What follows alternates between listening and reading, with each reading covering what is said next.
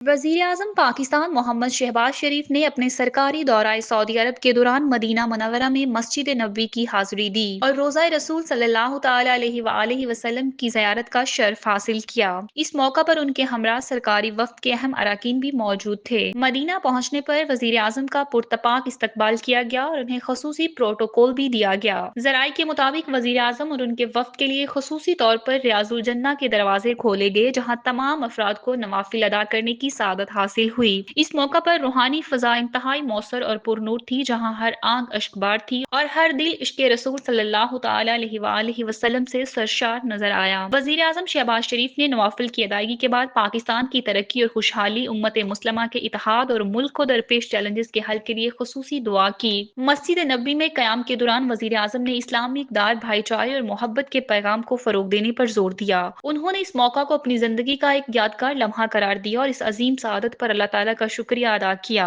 उनके साथ रूहानी सफर को अवाम की जानिब से भी खूब सराहा जा रहा है और लोग इस मौका को पाकिस्तान के लिए खैर बरकत की अलामत करार दे रहे हैं। मदीना मुनव्वरा में वज़ीर आज़म की यह हाज़िरी और उनके दौरा सऊदी अरब का एक अहम हिस्सा थी, जहाँ उन्होंने रूहानी फ़ैज़ व बरक़ात हासिल की और अपने जज्बात का इजहार भी किया। उनका यह दौरा न सिर्फ सरकारी नौयत का था, बल्कि इसमें मजहबी अकीदत और एहतराम का अंसर भी नुमाया था।